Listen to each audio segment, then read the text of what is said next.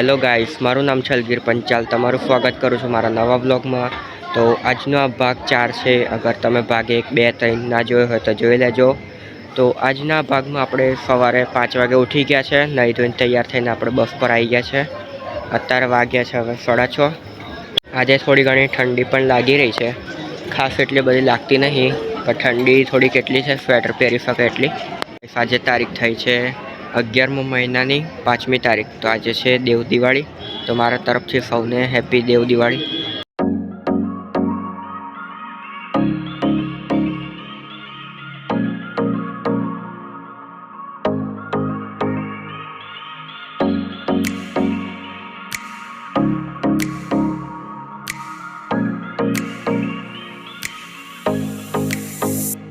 તો મિત્રો, આપણે મંદ મંદ ઠંડીને ઉડાવવા માટે આપણે થોડીક ચા પીવા અહીંયા હોટલ ઉપર છે. તો ગાઈસ, આપણે અત્યારે પહોંચ્યા છીએ ઓફિયા માતા. ઓફિયા મંદિરે આપણે પહોંચ્યા છે. અત્યારે વાગ્યા છે 10, 10:30 વાગ્યા છે અત્યારે. અને અત્યારે અહીંયા નાસ્તો બનશે રસોડામાંથી, અને આપણે દર્શન કરીને આવવાનું છે કલાકમાં. ત્યાં સુધી નાસ્તો બની જશે, પછી નાસ્તો કરીને બીજા મંદિરે જવાનું છે. ઉપર છે ઓફિયા માતાનું મંદિર, ચડીને જવાનું છે સીડીઓ. તો ગાઈસ, આ અમારા મેનેજર સાહેબ છે, બસનું મેનેજમેન્ટ કર્યું છે બધા.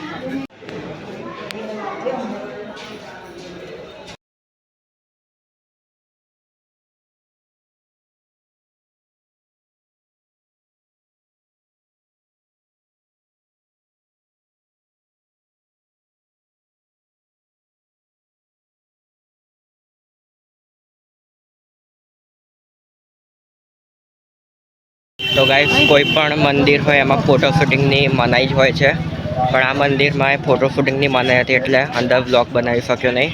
તો ગાઈસ, આપણે ત્યાં ભજીયા બને છે, ત્યાં સુધી તમને ઇતિહાસની વાત કરી લઉં. આ મંદિરમાં સચ્યાની માતાનું મંદિર છે, અને આ ઇતિહાસમાં 3000 વર્ષ જૂનું મંદિર માનવામાં આવે છે.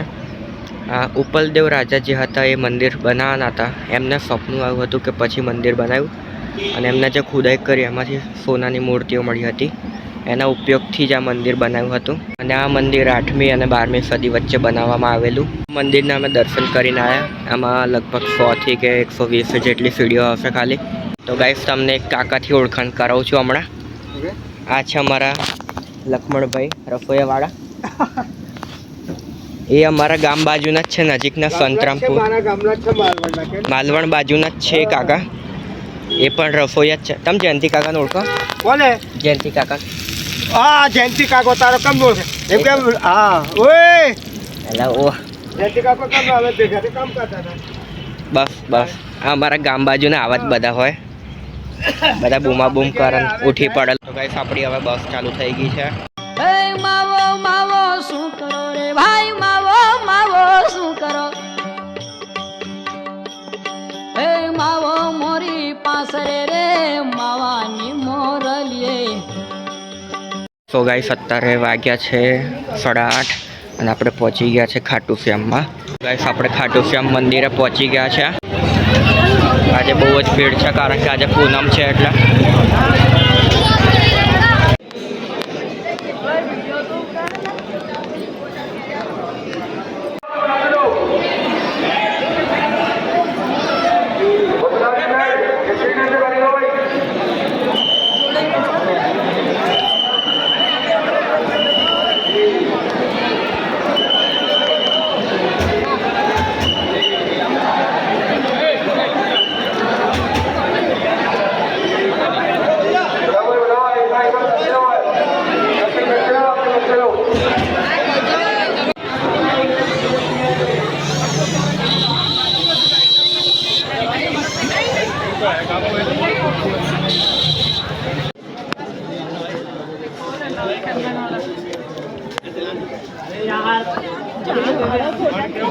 તો સરસ લાગ્યા.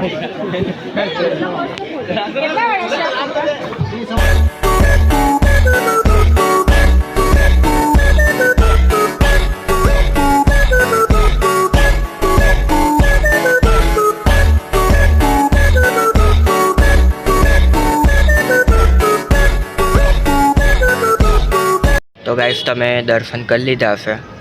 હોટલવાળો કહેતો હતો કે 400 મીટર દૂર છે, પણ 1 કિલોમીટર એટલું દૂર છે. 1 કિલોમીટરથી વધારે હશે. રિક્ષામાં ગયા ત્યારે ખબર પડી. તો ગાઈસ તમે નોર્મલ દિવસે અગર ખાટુ શ્યામમાં આવશો તો 15 થી 20 મિનિટ લાગશે દર્શન કરતાં, અને આ ભાઈ પૂનમમાં આવશો તો અડધો કલાક તો કલાક સાચો જ, પણ અમને 10 જ મિનિટ લાગી છે ખાલી દર્શન કરતાં, કારણ કે જ્યાં ભીડ હતી એ લાઈનમાંથી નહીં ગયા. બાજુમાં જે ખાલી લાઈન હતી એનો દરવાજો પણ ખુલ્લો હતો, ત્યાં અમે ત્યાંથી જતા રહ્યા. તો ગાઈસ ખાટુ શ્યામ બાબાનો ઇતિહાસ કંઈક એવો છે કે ખાટુ શ્યામ બાબાનો સંબંધ મહાભારત કાળથી ગણાય છે. માનવામાં આવે છે કે પૌરાણિક કથાના મુજબ ખાટુ શ્યામની અપાર શક્તિ અને ક્ષમતાથી પ્રભાવિત અને ખાટુ શ્યામના માથાના દાનથી ખુશ થઈને શ્રી કૃષ્ણએ બર્બરીકને વરદાન આપ્યું હતું કે તમે કળિયુગમાં બાબા શ્યામ તરીકે ઓળખાશો. તો ગાઈસ ઇતિહાસની તો વાત થઈ ગઈ છે, હવે આપણી વાતો કરીએ. આપણે બપોરે 2 વાગે નીકળેલા ઓફિયાથી, અત્યારે આપણે ખાટુ શ્યામમાં છીએ. અત્યારે ગેસ્ટ હાઉસ લીધો છે, ત્યાં રસોડું બનાવીને આપણે જમીને પાછું જવાનું છે શ્રીનાથજી.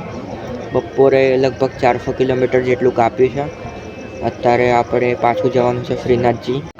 આજે પૂનમ પણ છે અને દેવ દિવાળી પણ છે, એટલે આજે દેવ દિવાળી સમાપ્ત થઈ અને આખો દિવાળીનો તહેવાર પણ આજે સમાપ્ત થાય છે. 4-5 દિવસ પછી આપણે સ્કૂલોનું વેકેશન પણ ખોલી જવાનું છે, અને એની સાથે રાજસ્થાનનો પ્રવાસ પણ આપણે કાલે છેલ્લો દિવસ છે. તો હવે આપણે જમીને સીધું શ્રીનાથજી જવાનું છે. તો એની સાથે આજનો આ ભાગ 4 પણ સમાપ્ત થાય છે. હવે આપણે મળીએ સીધા ભાગ 5માં.